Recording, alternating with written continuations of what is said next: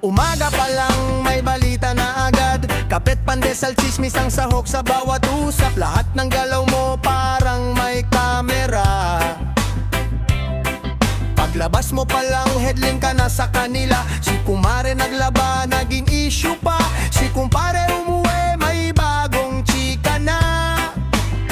Kahit wala namang mali sa ginagawa, pag napansin ka nila, may kwento na agad yan na. Tahimik ka lang, pero may naririnig.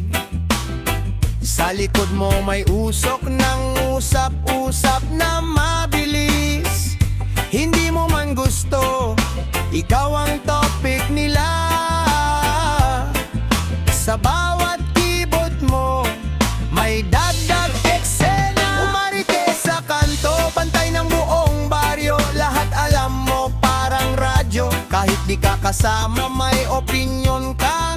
Sa buhay ng iba, bida ka na. Umarites sa kanto, walang pahinga ang bibig mo.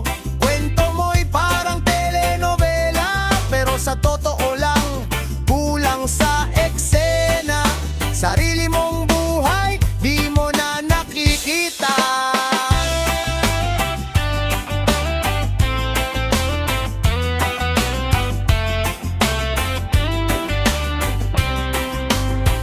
Si ate nag-makeup, naging may nilalandi. Si kuya na puyat, may ibang babae. Siguro yan dali. Simpleng ngiti lang, binibigyan ng kahulugan. Sa bawat tingin mo may hinuhusgahang laman. Group chat sa kanto, live ang balitaan. Walang internet, pero updated sa lahat ng ganapan. Isang salita mo, lalaki ng 10. Pag umikot na, ibang kwento na ang buo. Kung ano ang totoo, nawawala sa hangin. Napapalitan ng kwentong gawa-gawa lang din. Hindi mo alam kung saan nagsimula,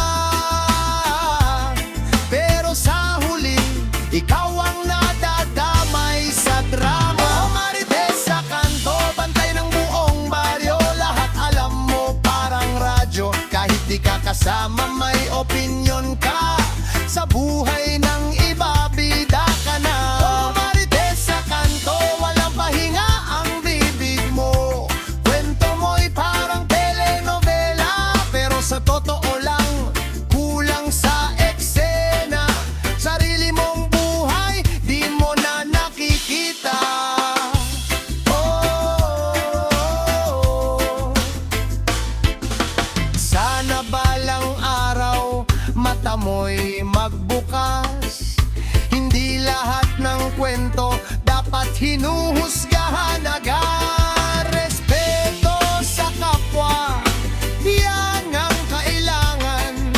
Hindi puro chismis ang laman ng isipan. Oh, Marites, pahinga ka naman. Iwan mo sandali ang usap-usapan. Mas maganda siguro kung magmahalan, kesa sa chismis na walang katapusan. Hey!